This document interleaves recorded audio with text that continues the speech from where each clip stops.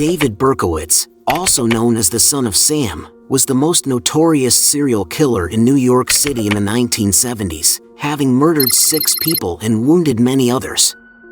To catch this serial killer, the Omega Task Force was formed, consisting of over 200 detectives tirelessly investigating to apprehend Berkowitz before he could strike again. Today, we'll delve into this case.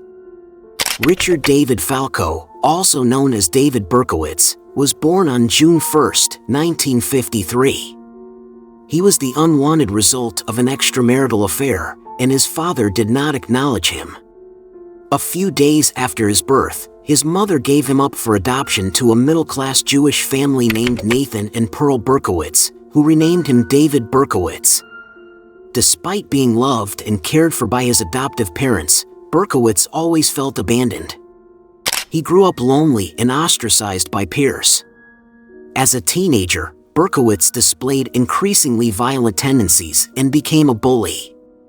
Many believe that his biological mother's death shortly after his birth was the source of intense feelings of guilt and anger within Berkowitz.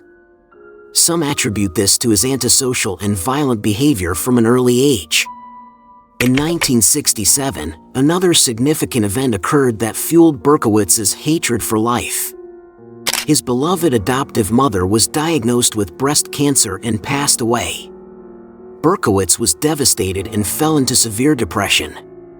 He believed his mother's death was part of a perfect plot designed to destroy him. Shortly thereafter, his adoptive father remarried, and Berkowitz couldn't get along with his stepmother. The newlywed couple decided to move to Florida, leaving Berkowitz, then 18 years old, alone. He became increasingly isolated from society. Berkowitz joined the military and served for 3 years. Upon returning from the military, he discovered that his biological mother was still alive and that he had a half-sister. They had a brief reunion, but ultimately Berkowitz decided to leave.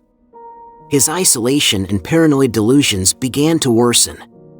On July 29, 1976, 2 girls, Donna Loria, 18, and Jody Valenti, 19, were sitting in Jody's car parked near the entrance to the Loria residence in the Bronx, New York.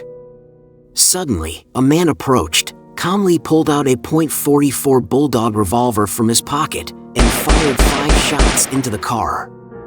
Loria was killed instantly from a gunshot to the neck, while Jody was hit in the thigh. She managed to crawl out of the car and scream for help. Hearing the gunshots, Loria's father ran downstairs, drove like mad to the hospital, hoping to save his daughter's life. But it was too late. After the attack, Jody remained in a state of severe shock, providing some descriptions of the attacker's appearance, but her words were not very coherent due to her emotional state. In the early hours of October 23, 1976, Carl Denaro, 20, finished a meal with friends at a bar and drove his friend Rosemary Keenan home. The couple stopped to chat near Keenan's home.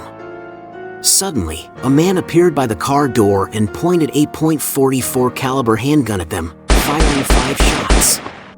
Both survived, but Carl was shot in the head. November 26, 1976. Donna DeMasi, 16, and Joanne Lomino, 18, were on their way to Joanne's home after watching a late-night movie.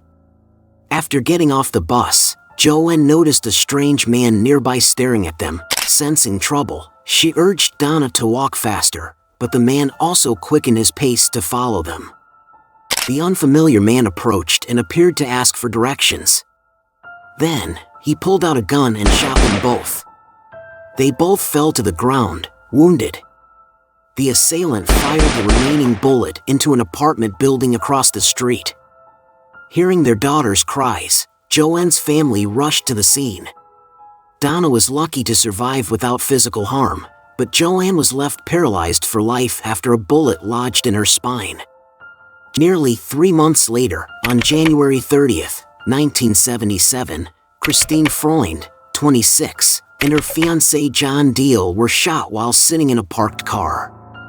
Christine was shot and died a few hours later at the hospital, while John Deal survived the attack. The police held a press conference and speculated that the recent string of murders could be the work of the same perpetrator because all the victims were attacked with a .44 caliber gun, and the shootings often targeted young women with long, dark hair. March 8, 1977. Virginia Voskerikian, a Barnard College student, was on her way home after classes. Suddenly, a stranger appeared on the street, approaching her. When he got close, he pulled out a .44 caliber revolver, aimed it at Voskerikian, and fired. The single bullet struck the victim's face, penetrating her skull. Voskerikian died on the spot. After the shooting, a local resident heard the gunshot and ran to the scene where Voskerikian was shot. He nearly collided with a young man running in the opposite direction, describing him as modest in height, aged 25 to 30, clean-shaven, wearing a sweater and a knitted hat. As he ran, he pulled his hat down and exclaimed, "Oh God." Other neighbors also reported seeing a vaguely matching teenager in the area an hour before the crime. Less than a month later, in the early hours of April 17, 1977, Valentina Suriani, 18, and her 20-year-old boyfriend Alexander Esau were fatally shot in their car by David Berkowitz. In this attack, the serial killer left a letter addressed to Sergeant Joe Borelli, who was then leading the hunt for the mysterious murderer. The killer signed the letter as Son of Sam. After receiving the letter, dozens of psychological experts were mobilized to analyze it. They all concluded that the killer showed signs of psychosis and a hatred for women. However, the letter did not help the police trace the perpetrator as there were no fingerprints on it. June 26, 1977. Judy Placido and Sal Lupu were shot after leaving a dance club. Both survived, although Judy was hit by 3 bullets. July 31, 1977. Bobby Violante and Stacy Moskowitz were shot while sitting in a car at Gravesend Bay. Stacy died from a gunshot wound to the head, while Bobby lost sight permanently in his left eye. After the series of shootings, Berkowitz became a nightmare for women in New York when night fell. The police were gradually desperate, thinking the case would hit a dead end because the perpetrator left no trace after each attack, but clues kept emerging unexpectedly. A man named Sam Carr, living in Yonkers, New York, reported to the police that he suddenly received an anonymous letter lamenting about his dog, Harvey, a Labrador, barking too much. A week later, Sam was shocked to discover that his dog had been shot with a .44 caliber bullet. Fortunately, it survived. In early June 1977, a man in New Rochelle named Jack Cassara also reported to the police that he received a strange letter addressed to Sam and Francis Carr, stating that he did not know anyone by that name. When the police investigated and took statements from each member of Sam and Jack's family, Stephen, Jack's 19-year-old son, recalled a strange man named David Berkowitz who had rented a room in their apartment in early 1976, but left abruptly without reclaiming his $200 deposit. The second piece of evidence obtained by the police was when they investigated the parking lots around the crime scene on July 31, 1977, where a parking ticket had been issued to someone named David Berkowitz. Combining all the clues from the 2 strange letters, Stephen Cassara's account, and the parking ticket information, the police concluded that a man named David Berkowitz could be a crucial link to the case or even the perpetrator. After more than a month of investigation, on August 10, 1977, David Berkowitz was apprehended while sitting in his apartment. When the police suddenly raided, the serial killer grinned eerily and said to the police, "Well, you finally got me." Upon searching David Berkowitz's car, the police found a .44 caliber bulldog revolver used in the crimes along with maps of the crime scenes. Decades have passed, and no one can be sure whether Son of Sam is just an urban legend or a cult worshipping demons that is growing stronger every day.